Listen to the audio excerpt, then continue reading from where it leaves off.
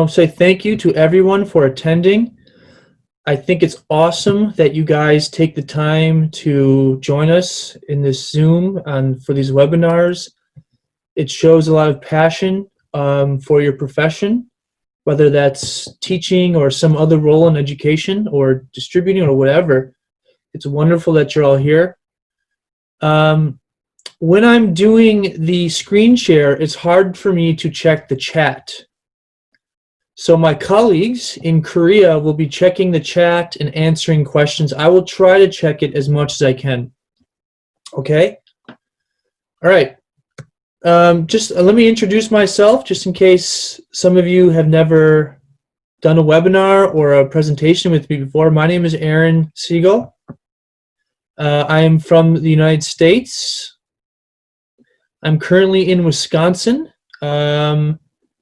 And I spent the last 10 years living in South Korea. I worked for eFuture for about 7 or 8 years. I loved it.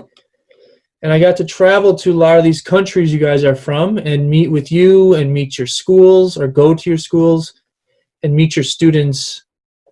And it was always a wonderful experience. I got to go to Japan. I won't list all the countries, but it was awesome. And it was really nice getting to meet you guys in person. So it's also nice we can do this online. Okay, so today we're talking about teaching, speaking, and listening to EFL children. Okay, so a pretty general topic, and I just want to give you guys some tips and some background, and hopefully you can use that in your classroom. Okay, like I always do, I just want to say I hope everybody is okay and safe and healthy. I hope your families and your friends and your students are all okay during this very crazy and bizarre 2020. Okay, I hope things continue to get better, and I hope you don't use Wisconsin as a model. We're doing it wrong in this state. Jeez. All right, so I like to sometimes start my presentations with just a quick riddle. And if you've seen this before, that's awesome. If you're the first to answer correctly, Gary has promised to buy you round-trip tickets to Korea. Okay, he's going to pay for it with his own money. I'm just joking, but I want you to just try this riddle. If you're in the Western Hemisphere, it's late at night. Maybe your brain is ready to sleep. And if you're in other parts, maybe it's the morning and needs to wake up. So, are you ready?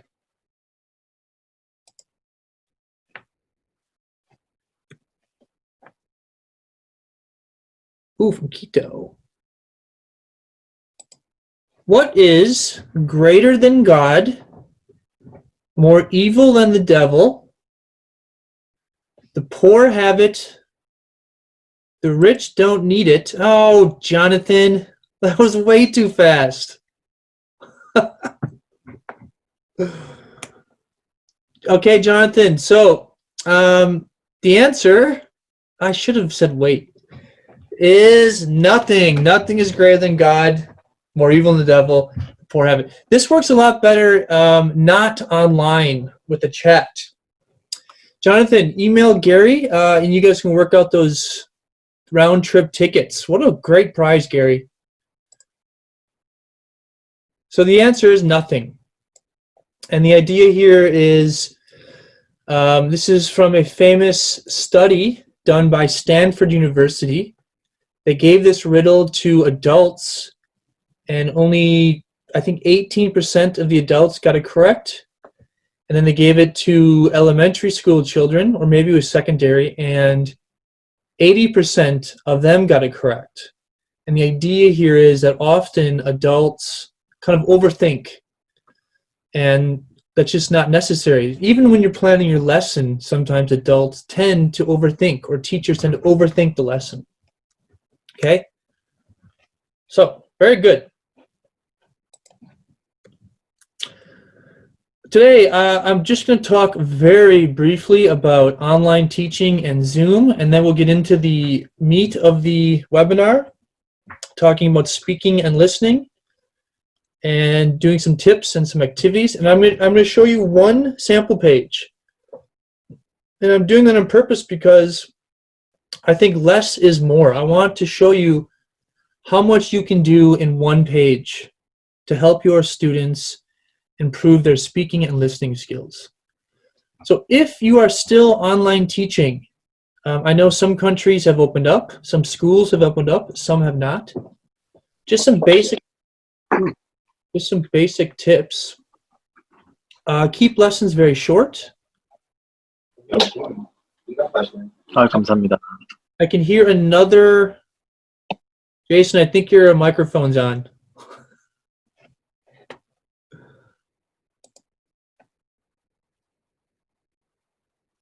All right. Keep your lessons simple. Try to use lots of visuals. Try to invite your parents to online classes. That kind of helps keep the students in check. It's a nice classroom management tool. Try to have students prepare, a journal or a notebook so they can write answers down. They can take notes. They can share it if they want.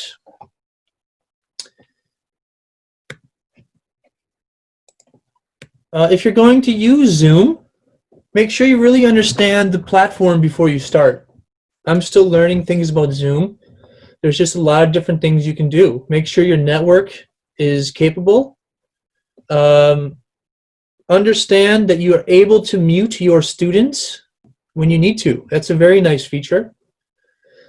Decide between videos or not. Maybe if there's too many students, you do a webinar. If it's 10 students, do a meeting and everyone can share their screens. Try to use the polling and so forth. Okay, I'm pretty sure most of you are familiar with these at this point. If not, there's a lot of great videos on YouTube. Zoom has some good stuff on how to use online teaching programs. If you're going to do an online setup, very basic instructions. Set up your meeting. Prepare your lesson. Maybe it's with an ebook or it's with your PowerPoint. Make sure you prepare it. Use eSmart or any online platform, but eSmart's probably the best. I think it was ranked #1 in the world. Set up your online classroom. Make sure it's comfortable. Okay, my room is okay. It's a little warm in here. Make sure you're wearing pants. You don't embarrass yourself. And then you're ready to go. Okay, so let's do this. Today we're focusing on speaking and listening. And by now, you should know what the 4 skills are. These are kind of the pillars of language learning. I won't do that again. These are, these are why you learn a language and these are how you learn a language. So the 4 skills are speaking, reading, writing, and listening. Okay, I just want to share a quick poll with you. I want you to take a couple seconds or a couple minutes and just try to answer these questions for me. What skills do people use the most on a daily basis? What is the easiest skill to learn? What is the most difficult skill to learn or master? And what is the most difficult skill to teach to your students? Okay. Oh, there we go. Okay, so I'm seeing some people answering it now.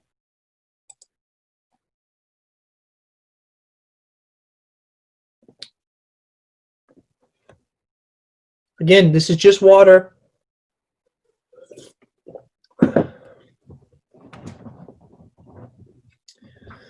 So I see some answers in the chat and in the to water. What skills do people use the most? So most people are saying speaking and listening. What is the easiest skill to learn? Oh, it seems very even. Okay, a lot of people are saying speaking, reading, and listening. What is the most difficult skill to learn or master? Speaking and writing are definitely very difficult. And what is the most difficult skill to teach? Okay, speaking and writing.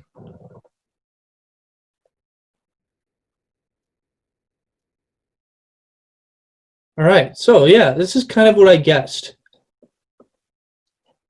Now, each of these skills has their own challenges. You know, reading, it's the content, it's the culture, it's the vocabulary. There's always the grammar with these. But there's one unique thing about one of these skills, okay? There's one thing that makes one of these skills very unique and challenging. Which skill do you think that is? Oh, sorry, I skipped a part. So on a daily basis, we use writing about 9% of the time, reading 16%, speaking 30%, and we do a lot of listening. So you can see that speaking and listening are very important skills. Okay? But again, there's something unique about one of these skills.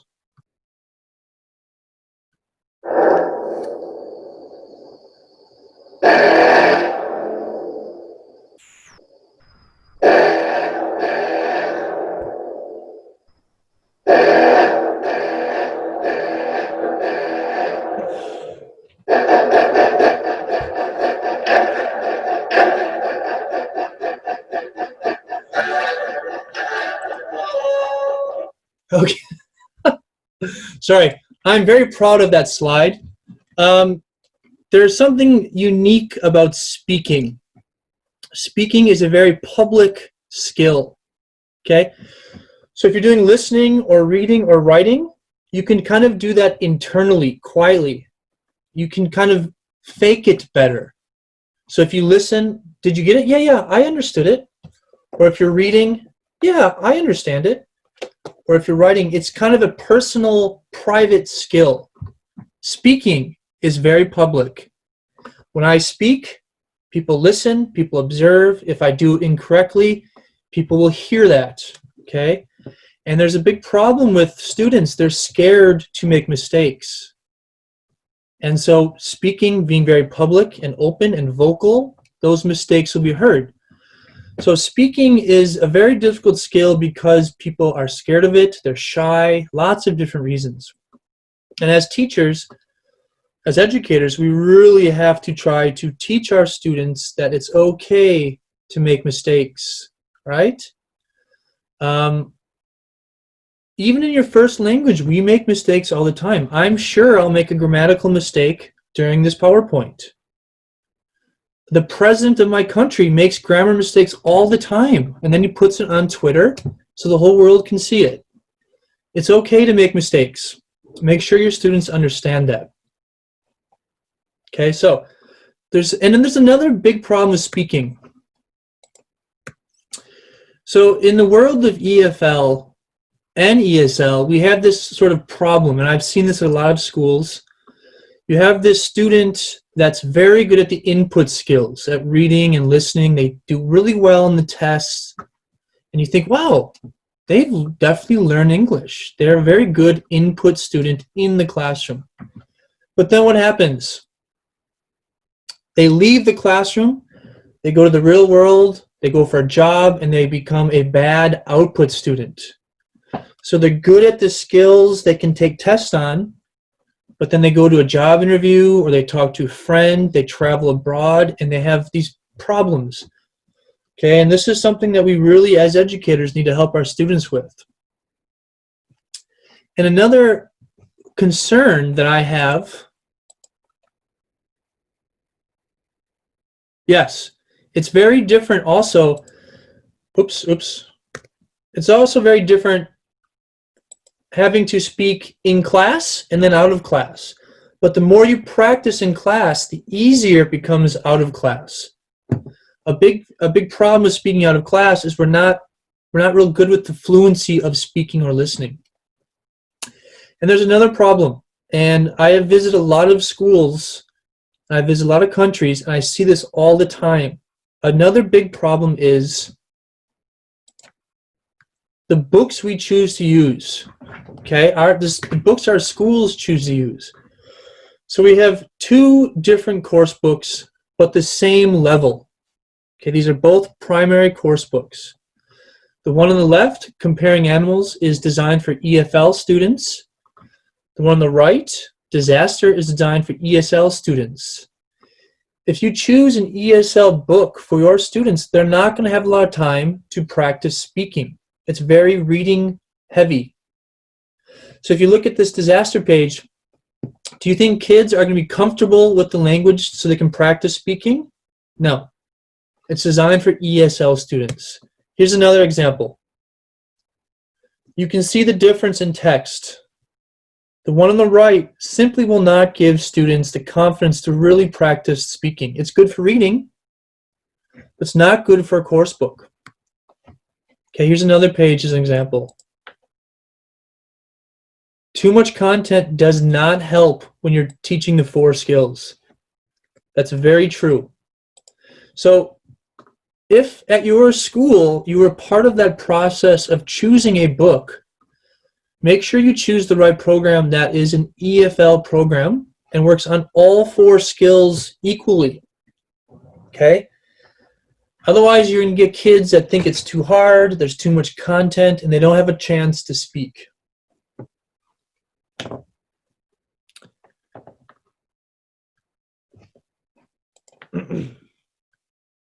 Okay, so when you choose your program, when you choose your book, and I hope you choose an EFL program, because it really, I promise, it'll help your students. You have to understand the relationship, the partnership between the book and the teacher, okay? It's very important you understand this. The book is a resource, the teacher is another resource, and they have to work together. So the book will provide the lesson plan, the content, kind of the guideline. The teacher has to use these teaching moments.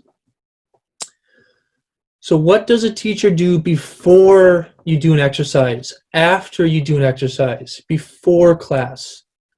How do you review? These are the teaching moments, and together, the teaching moments and the book will really help your students improve their speaking and listening.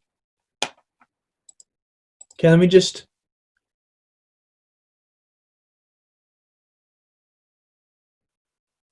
Thank you, California Bear. That's really nice of you. I try to use teaching materials as a springboard for speaking. Yes, okay, exactly. David Gray, exactly. That's also a great singer's name. The book is a springboard. You, the teacher, have to really help kids practice and review. Okay, so I want to just kind of talk about that today. These teaching moments. All right, so this is my sort of, anytime I teach a class, doesn't matter the age, the level, I do these things. So I call this how to teach any page or exercise at any level to maximize speaking and listening. That's a very long title. I apologize. But these are the 7 things you should do. First thing, review and link. This is kind of your warm-up. Review previous material and link to new material. Okay, number 2, background knowledge. Focuses and centers students for the day's lessons. Builds interest, allows teachers to learn interest of students. So imagine your students just have all of these different thoughts and ideas and their imagination. You have to center that. You have to focus that on the lesson. Preview and predict. This decreases the anxiety for a language lesson, and it increases the motivation. This allows teachers to pre-teach if needed. Okay? Once you do these 2 things, then you do the exercise. This is where the book, the springboard, as David said, this is the book's job. You sit back and relax, you check for understanding, comprehension, and you focus on accuracy. After you do the exercise, it's the teacher's job again. You practice fluency, try to make it fun, focus on speaking and listening. Then you extend it and you personalize it. You make the language meaningful.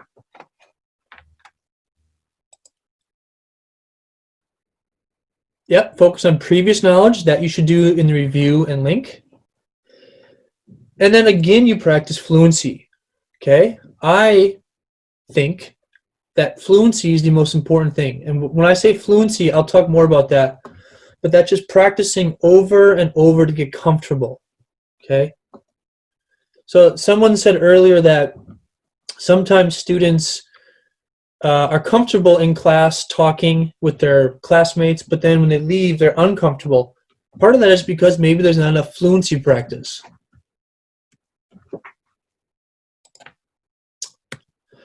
Okay, so I'm going to go through one page together with you. And my goals are to show you the teaching moments. Where do these happen? To help you understand the teaching moments. To use one page to show how you can improve speaking and listening. To provide you with some teaching tips and some activities, and to someday get a haircut. All right, so are we ready? Let me just quickly check. So I'm just going to take a second, look at the chat, okay? So before I start the sample page, are there any questions? Maybe I can go back a slide. Looking at this, are there any questions about any of these terms or ideas?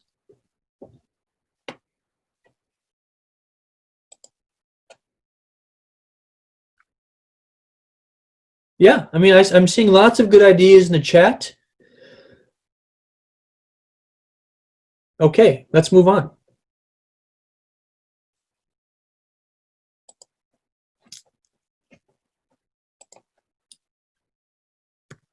All right, so you're in the classroom, or you're online in the classroom. You're going to start your lesson. Today, the focus is Unit 5, staying home, which I thought was very appropriate for our current times. What do I do first? I do the warm-up. I review and link. So, if I'm the teacher, I try to take the last lesson's key grammar and make it part of just the daily conversation. So, in Unit 3, we learned, what's the weather like in spring? It's warm and breezy. You can practice that. You can say, what's the weather like today? You can start to maybe modify the grammar. What was the weather like yesterday? Okay. You can see Unit 4. What does he like to do? He likes to plant flowers. What do you like to do? So, in the chat, I will ask, what do you like to do in the spring?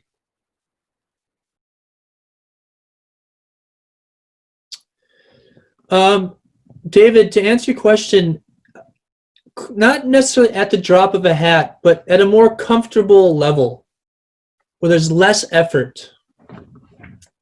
So what do you like to do in the spring? I like to run. I like to go for a walk. Now, when you're using these kinds of questions, make sure your students are using the full sentence structure. Okay, if they say, teacher, go hiking, then you say, okay, can you say the full sentence? I like to go hiking.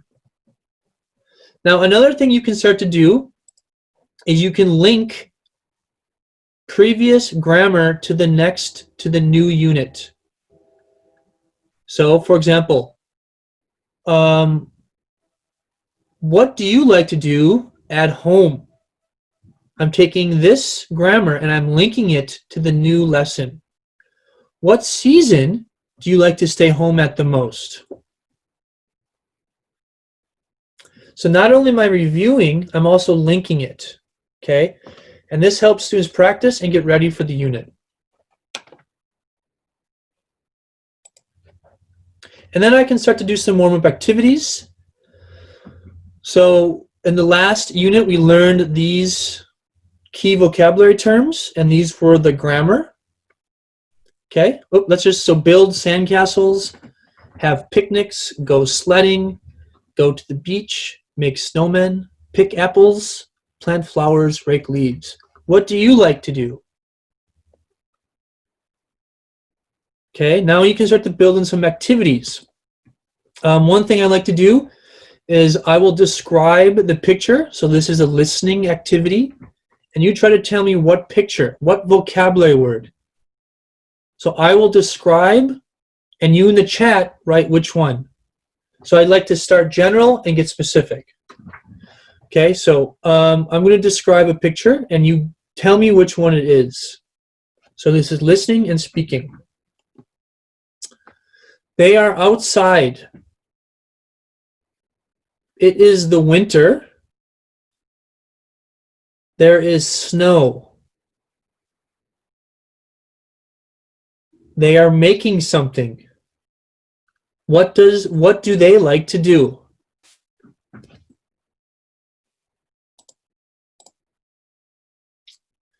Good. Okay, next one. It is spring. She is sitting on the ground. What does she like to do? She likes to plant. Good. So in a class, you want your kids to use the target language.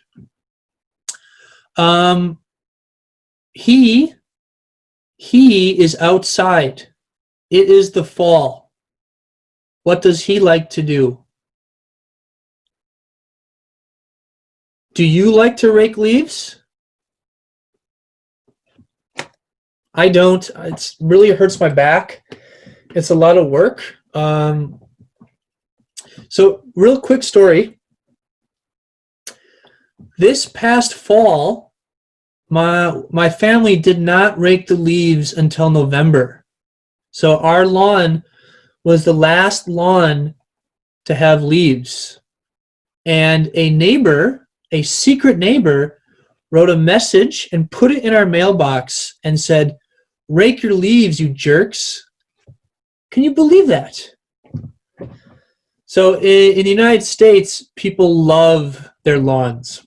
It's amazing. Okay, so another thing, you can start to build in some other parts.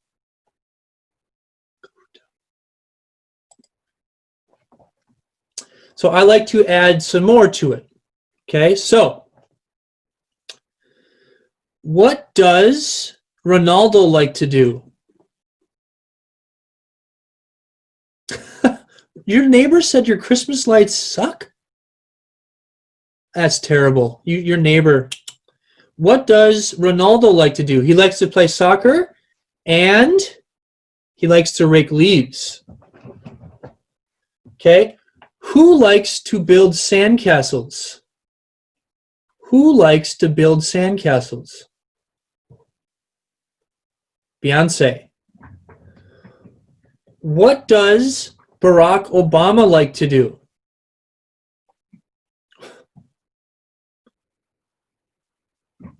He likes to have a picnic, okay? So you can kind of just build in another element. We have Oprah likes to go sledding.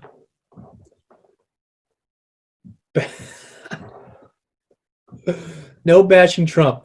Just joking. You can bash Trump all you want. Dwayne "The Rock" Johnson. Okay, so, and then there's more warm-up things you can do. You can personalize it. Again, this is all just the warm-up. All you're doing is reviewing. A great thing to do with a warm-up activity is a classroom survey. This makes it very meaningful. Okay, so you can take the target language and you can have your students walk around the class and ask other students, what season do you like? Pablo likes summer. He likes to play baseball.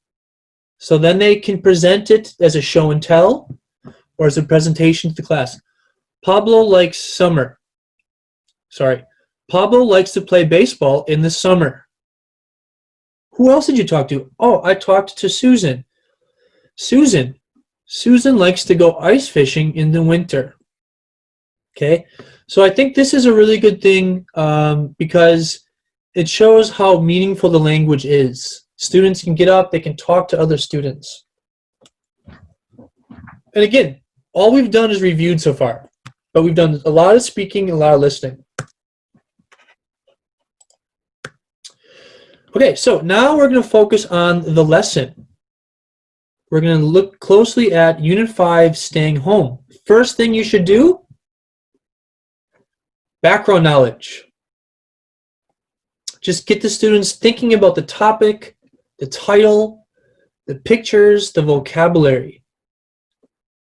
Okay, you want to engage students' background knowledge. And this is a great opportunity to use modeling and out loud thinking. So when you're doing background knowledge, you're not always going to use the target grammar or vocabulary. Sometimes you'll be reviewing, sometimes it's new. So it's a great time to model. Let me show you some examples. So, do you like to stay at home? No, teacher, I don't like to stay at home. I like to go outside. Yes, teacher, I like to stay at home. So you can kind of model. What about you? What do you do at home? I like to read a book. I cook pizza. I cook pizza? I bake pizza.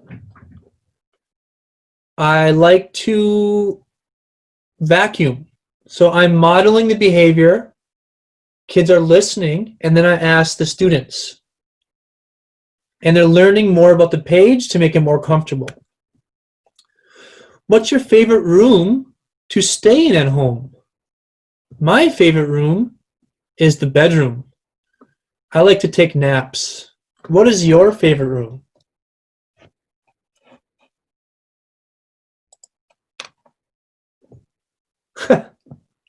Yeah, and as Maria said, you can model the why.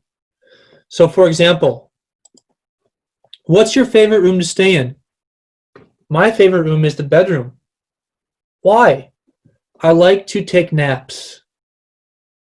What is your favorite room to stay in?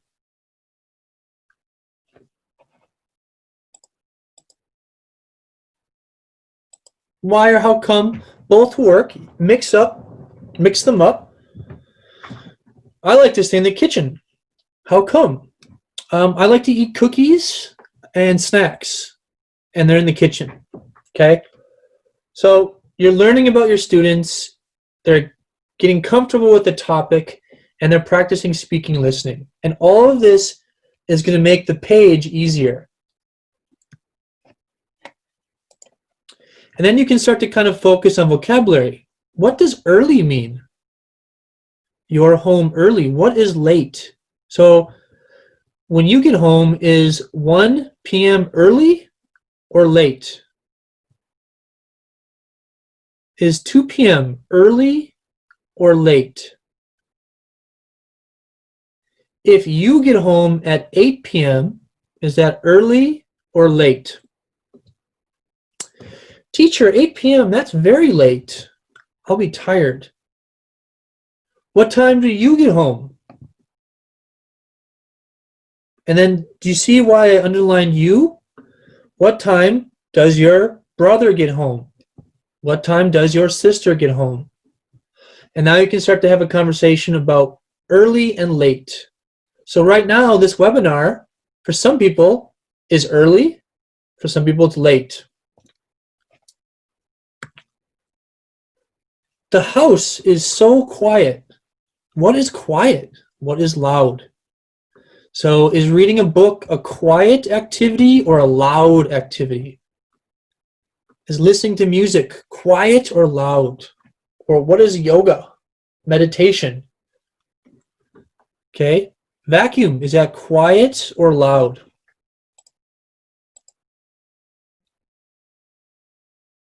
Yes, you should do this before reading too. Now, my vacuuming, my dog gets very scared of vacuum cleaners. It's pretty funny.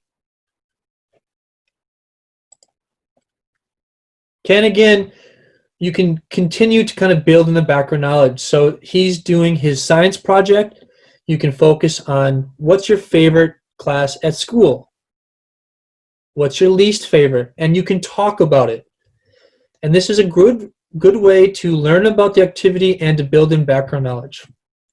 Okay, step 3. You did 1, review and link. 2, background knowledge. 3, preview and predict. So I want you to look at the pictures. What comes first? A, B, C, or D? I want you to put these in order. Okay? So right now we're getting more comfortable with it. What comes first? And now is also a good time. You can preview the listening. This is just a preview. Students haven't heard it yet, but you can preview it and they can maybe help them. So let's just preview. If the listening helps you, I want you to listen and put these in order.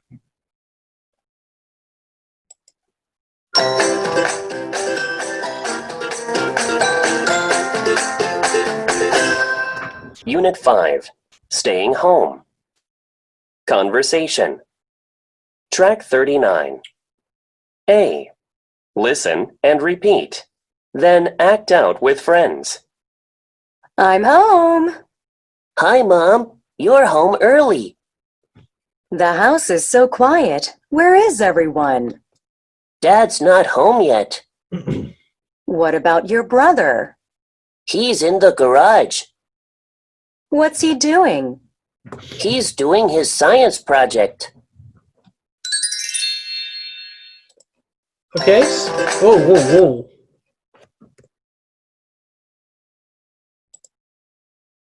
See, I see a lot of DCAB. Very good. So another good activity for preview and predict is just take some time and look at the pictures. And again, you're getting them comfortable with the activity, which is going to make the speaking better and the listening better. This is improving comprehension, which will make them more comfortable with the language. So where are they? Okay, they're at a house. Are they in the bedroom? The living room? Where are they? What rooms do you see? What pet do you see? Is that a dog or a cat? Or an elephant? Okay, I think it's a cat. What's the cat's name? Do you like cats? Who is not home? I see Mom. I forgot his name. I think Ken. And Ken's brother. Where is his brother? Is that his bedroom? So I'm talking, this is modeling the language. Is that his bedroom? No, that looks like the garage. What kind of science experiment is that? Kids can guess. It looks like he's torturing a mouse. I think it's a torture science experiment. The mouse is here, the cheese is here, but the mouse can't reach the cheese. That brother is evil. Okay, so you've looked at the pictures. Now, one thing I like to do is, what do you see? And this kind of builds in vocabulary. So I'll give you 30 seconds. Just write down anything you see in the picture. Okay? I'll give you 30 seconds. Write down anything you see. And then we're going to talk about it. Ready? Go.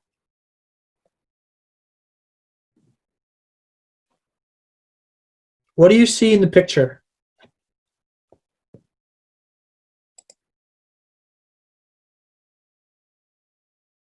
Okay, try to find the details. Mom, door, cat, snacks, a cat, juice. Oh, someone used a picture. Cool. Sofa. So, science, boy, bike, plant, stairs. Tools. Very good. Okay, now we have all of this vocabulary we can use together and we can talk about it. So I see a good one here. House, people, cat, mouse, cage, plant, couch, stairs. All of these things we can talk about now, and we're previewing the vocabulary, we're previewing the listening. I want to say someone made a good comment earlier. Someone said you can also talk about emotions. Okay, oops, hang on. So when we go back, someone said talk about the emotions. That's a great idea. Okay, does the boy look happy? Does he look sad? Does mom look tired? Did she work all day? How does the boy look? How does it make you feel? Okay, that's a very good point. You can always use emotions. All right, so we've done the preview, predict. Step 4, you do the activity. Okay, this is the book's job. You let them listen and repeat, and then you act out with friends. Okay, now after the activity is done, there's a couple different ways you can act it out with friends. You can do a role play. Students find a partner, they do a role play. You can listen and act. So I will say a sentence, you act it. Dad's not home yet. You guys act it out. Or I can act and you say it. So let's do an example together. I'm going to act, you say it. What sentence is that?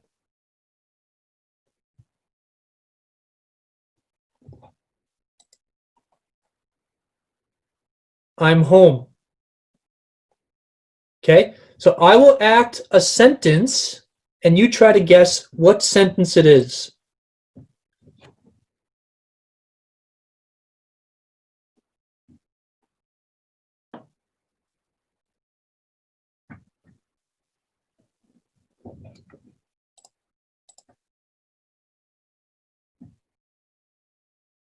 What about your brother? Okay, another one.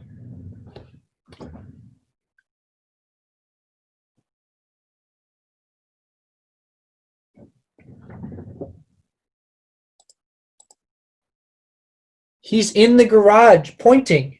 Okay, so this is a good speaking activity. Now, if I say it, you act. He's in the garage. Then all of your students will act it out. So they're going to listen and act. Okay? So you can use puppets. You can use cutouts. You can do an American Idol competition.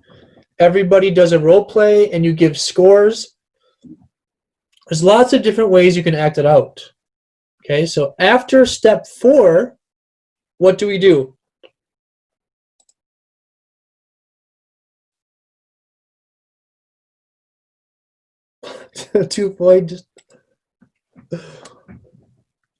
Okay, so after the activity, we have to practice fluency. I, as an educator, a teacher trainer, I think, in my experience, fluency is very important. Fluency is many things, but it's being comfortable with the language in an effortless way through practice. It takes time. It takes practice. But what's amazing about fluency is you can see improvement in 2 minutes. Okay, so I want you at home to read this sentence. Just read it by yourself one time. Are you ready? Okay, just read it to yourself.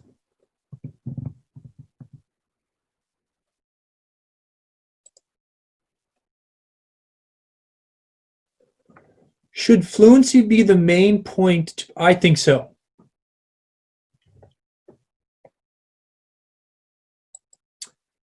So I want you to read that sentence again. No more tattermill. Okay, I want you to read that again to yourself.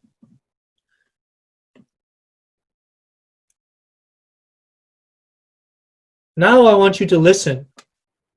No more tatterdemalion a renegado I ever beheld. But Mr. Evans swore the quadroon Barnabas was the fleetest sheepdog who ever ran upon two legs. Okay? I want you to read it again. Try to read it faster.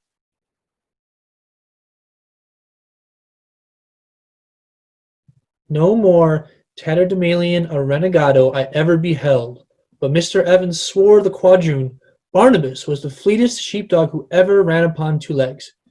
So in 2 minutes, I promise you will improve reading that sentence. You'll be more comfortable, and that is what fluency is. You start very uncomfortable, and you get comfortable with the language. Okay? So let's do some fluency practice. One thing I like to do is after they read, after they act out, have the kids get partners and try to get them to use different emotions. Okay? So sometimes your students will read like robots and you want to get them to use different emotions. So I will spin the wheel and I want you to read at home using the emotion. Read quickly. I'm home. Hi, Mom. You're home early. The house is so quiet. Where's everyone? Dad's not home yet. What about your brother? He's in the garage. What's he doing? He's doing a science project. I practiced it. I did fluency. I'm more comfortable now. I'm going to do it again.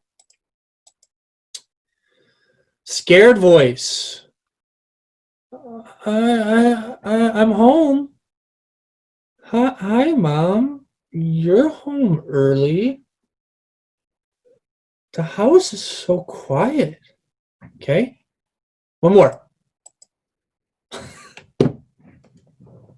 Read like Trump. I'm not going to do this one. This is just, I'm home huge. Hi, Mom. Huge. That's such an idiot. Okay, so all you're doing here is you're using different emotions and different ways to read to have them practice the fluency.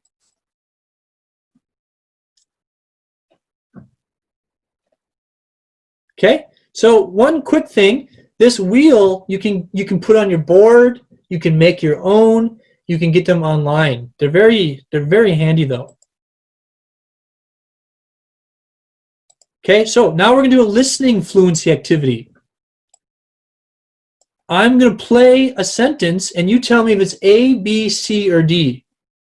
This is a listening fluency. I'm home.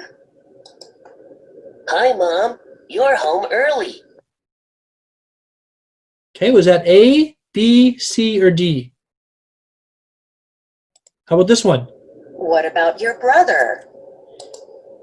He's in the garage. A, B, C, or D? I'm home. Hi, Mom. You're home early. Okay, so now we're just doing listening fluency. We're practicing again and doing it again. I'm home. Oops. Hi, Mom. The house is You're so home quiet. early. Where is everyone? That was scary.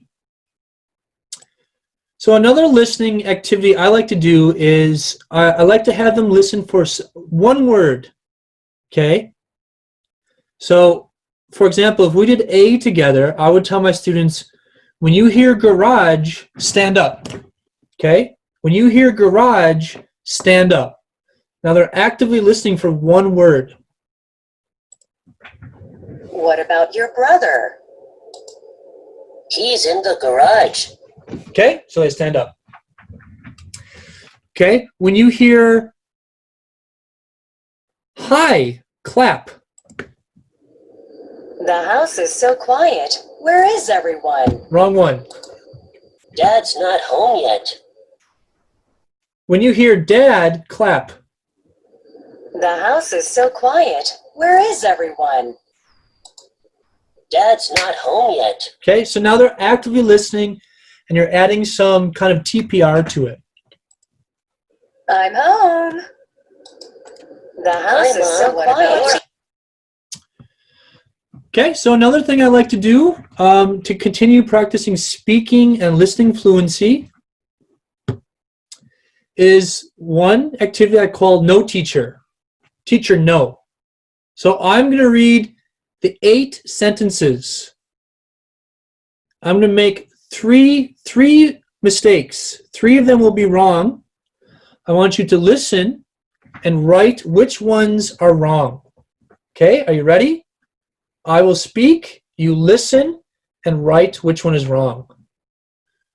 Number 1, I'm home. 2, hi Dad, you're home early. 3, the house is so quiet. Where is everyone? 4, Dad's not home yet. 5, what about your sister? 6, he's in the garage. 7, what's she doing? 8, he's doing his science project. Now, you can have kids get together and practice. They can make mistakes and they have to listen and guess. And you can start to increase the language. I'm home. Hi, Mom, you're home early. And make it a little more natural. And they're still listening for a mistake. Another one I like to do is I say the sentence, you say the number. I say the sentence, you say the number. He's in the garage.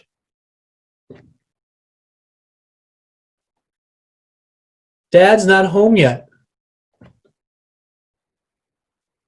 So that is a listening activity. You can flip it and make it a speaking activity. I say the number, you say the sentence. Number 4. Good. Number 2. Hi, Mom, you're home early. So these are just some simple fluency activities. Okay? Now after fluency, you want to extend the lesson and you want to personalize it. So how can we extend this? We see, what about your brother? He's in the garage. What about your brother? He's in the kitchen. What's he doing? He's making dinner. Then you can start to add your own for the class. And you can start to change it. What about your sister? She's at the skate park. What's she doing? She's skateboarding. What about you? What do you do after school? I am in my room. I clean. I'm at the park. I'm playing with friends. So now you're extending it, and you can start to practice with the fluency. Give them more examples. What about your sister? She's in the kitchen eating a cookie. Okay, so you're extending and you're kind of personalizing it. And then again, you can kind of act it out and focusing on speaking and listening. Okay, so student or teacher acts it out, students say it. Acting it out is great. It gets kids moving. They use their energy. Okay, so now that was on one page. We did a lot on one page. You can take those things I showed you and you can do them on any page in any book. And you'll improve listening and speaking, I promise. So review and link, background knowledge. You can do this all on the next page. It's very easy. Sometimes you just have to think of clever ways of doing it. But it really helps your students. So let's review. When you're teaching, you have to focus on your teaching moments, your partnership with the book. You should review and link, focus on background knowledge, preview and predict, pre-teach if you need to, do the activity or the exercise, build fluency, extend and make it personal, and then fluency again. You do these things on any page I promise listening and speaking will improve in your class with your students. Okay? Now, if you need more resources, we have a lot of different course books. We have 2 course books you can choose from. You can visit our website, and you can see all of our product information. Gary, sorry about the picture. I meant to change that. Sorry, Gary. We have eSmart Class. We have a Facebook page with updates and activities, and then we have lots of videos for more teaching tips. Okay? Teaching tips, sample lessons, product information, a lot of great stuff. Oh, Gary, sorry, man. And we also, if you're interested in eSmart, you can go to YouTube and watch these videos and figure out how to do it. Now, if you've attended today's seminar, which I think is awesome, you can get a certificate.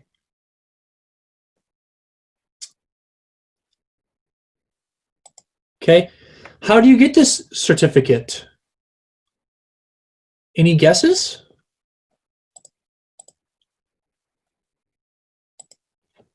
Well, you can contact eFuture or your local wonderful, intelligent, helpful distributor. Okay? These guys will help you out.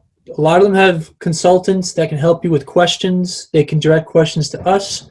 But contact them, get your certificate, put it in your classroom, show your academic director that you're trying to become a better teacher, you're trying to learn more, and your students will also really appreciate it. And I appreciate it. I think it's very cool that you guys are all here. Okay? So, this webinar will be uploaded to YouTube. So if there's something you missed, or you want to look closer at a slide, you can go to YouTube and this will be there. We're going to do more webinars in June. I think we're going to do a few different ones, and they'll be very helpful. And if you want those updates, just check our Facebook page, or you can contact eFuture or your local distributor. I wanted to say thank you very much. David, yes, I can also share the slides. If you want the slides, I can send those to eFuture and they can distribute them, okay? So the video will be on YouTube. There is a video on phonics already on YouTube with teaching tips. I can send you the slides if you want them. You guys are very awesome. Thank you so much for participating and being out here. In the future, please. No, I won't. You have to email eFuture. It's just easier that way. Okay? Oh, yes. I will go back 1 second. Oops. Oops.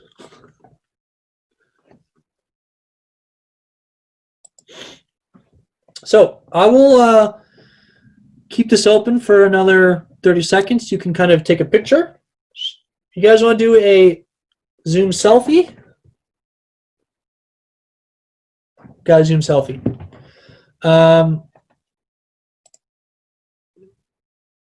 Thanks again for joining. I hope everyone's safe and healthy. I'm going to close this now. You have all the contact information. Thanks again. You guys are great.